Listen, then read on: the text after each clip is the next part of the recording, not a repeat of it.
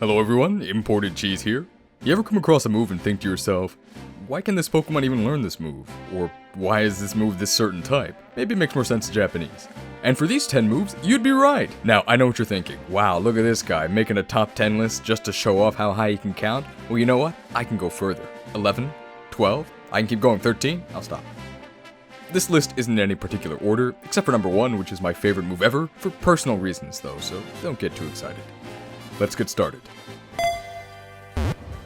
Number 10 is Splash, the most innocuous move ever created. It's a normal type move introduced in Generation 1 that does nothing. And that's the point. It was the signature move of Magikarp, and what a sad life you lead when your signature move is meant to highlight how useless you are. Check out the Clash of the Titans in the background. Magikarp's a fish out of water, so it flops around helplessly. Seems good. But then Gen 2 rolled around and Hoppip also got Splash. Well, Hoppip's not a fish. And then Gen 3 debuted and Wynot also got Splash, and Wynot's not a fish either, right? Well, it turns out that the truth was right in front of us all along. Remember like 30 seconds ago when I described Splash to you? Remember what type it was? That's right, water! No, it's normal type. Isn't that weird? It's actually not weird because in Japanese it's called haneru, which means hop. No, not that one. It turns out Splash was actually Hoppip's signature move all along. Number 9 is Payday, the signature move of the Meowth line. It's a 40 base power normal move that scatters coins across the field, which can then be picked up after the battle for a bit of extra cash. If you're from the United States like I am, you might know Payday as a mediocre candy bar produced by the Hershey Company. # not sponsored. If you're a Payday candy bar fan, go ahead and flame me in the comments, but there are no Payday fans, so I feel comfortable making that threat. In Japanese, Payday is actually based on an idiom, neko ni koban, which literally means a coin for a cat, but actually means to waste your money. Because if you give money to a cat, what's it gonna do? Nothing. It's a cat. It can't engage in the social exchange necessary to realize the value of the currency you've given it. It'll just drop the coin, because it doesn't have hands, hiss at you, and then go nap in a sunbeam or something.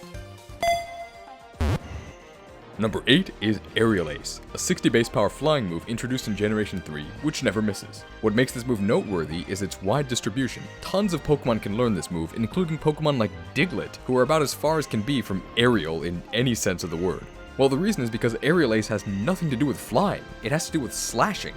The original Japanese is Tsubamegaishi, or Swallow Return, a sword technique that consists of a swift upward and downward slash, set to mimic the shape of a swallow's tail in flight. African or European. If you've ever played Final Fantasy XIV, then you might know that the samurai job is a weeb's dream because most attacks are left completely untranslated. You got cool sounding attacks like Higambana, Tenkagoken, and Tsubamegaishi, would you look at that? Your party members might not appreciate you using a move with such low base power though, you are a DPS class. As for why Diglett can learn Aerial Ace even though it doesn't have claws. Number 7 is Sucker Punch, a 70 base power, previously 80, dark type. Darkness. Yes, dark type. Darkness. Yeah, I get it, dark type. Darkness! Enough! Nobody asked you. Dark type move that has increased priority, but fails if your opponent doesn't use an attacking move. You might notice that several Pokemon that lack limbs, like say Diglett, can actually learn this move despite it being called, Sucker Punch. Well, guess what? The Japanese name is Fuyuchi, or Surprise Attack, so no fists required, which is why Sucker Punch does not get a boost from the Iron Fist ability. And hey, we actually did explain why Diglett can learn this one. Speaking of punching, the number 6 spot is shared by Comet Punch and Meteor Mash. Why? What's the connection between these two? Comet Punch is a normal type multi-hit move from Gen 1, and Meteor Mash is a steel type move from Gen 3, and the signature move of Metagross. In Japanese, Meteor Mash is actually called Kometto Punch, literally Comet Punch, which is why Meteor Mash actually does get an Iron Fist boost if you somehow get that ability onto a Pokemon that can use Meteor Mash. If Meteor Mash is Comet Punch, then what's Comet Punch? Comet Punch is Renzoku no Punchi, or consecutive punch. Why did they rename it to Comet Punch in English? I have no clue. I tried looking it up to see if it was a martial arts term or something, but no. All the results for Comet Punch are from Pokemon until you get to a book about actual comets. Also, why is Comet Punch a normal type move and not a fighting one? Karate Chop also had this issue in Gen 1, but at least Karate Chop got updated to fighting. Comet Punch has remained normal. Not that anyone cares, because Comet Punch is awful. Unless it's used by this guy.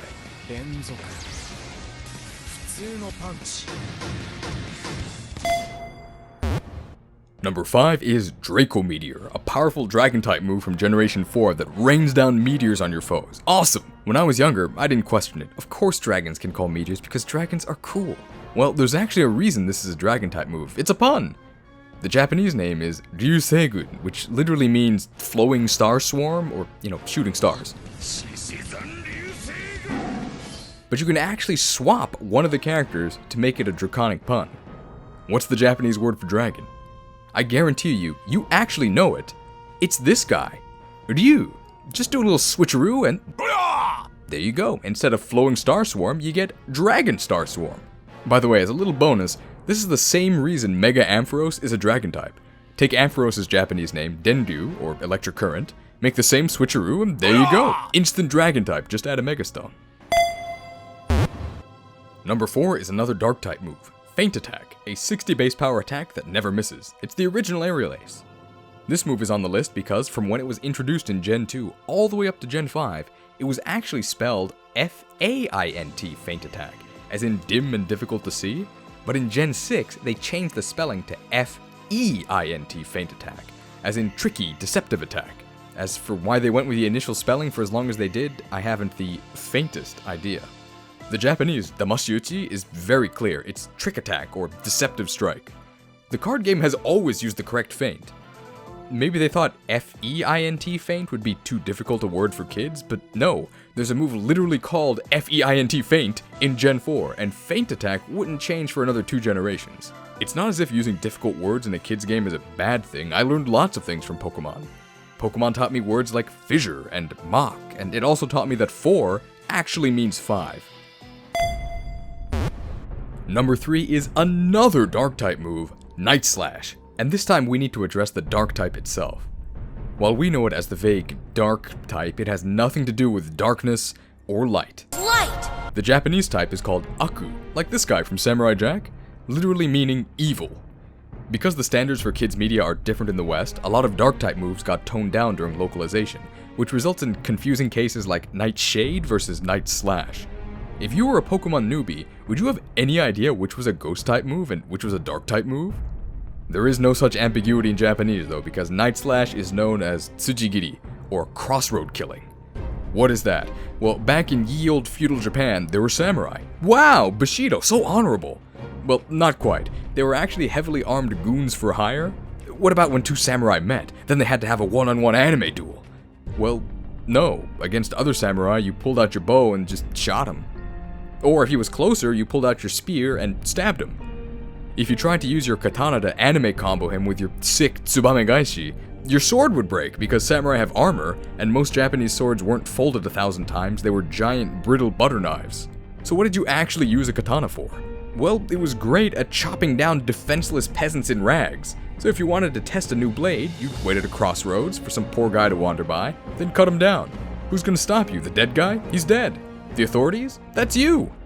I totally see why they changed this one to Night Slash. It's definitely a bit too Aku. Number 2 is yet another dark type move, Implore, where you interrupt the video to ask the audience to like and subscribe. Number 2 is U-turn. Now everyone knows that Dark and Steel types were added in Generation 2 and Fairy type was added in Generation 6, but did you know that a type was actually added in Generation 4? The Bug type. Now you might say, imported cheese Bug type has always existed. And to that I would say, has it really? Do you really think Game Freak would implement a type and then give it 0 usable moves for nearly 10 years? Leech Life? Silverwinged?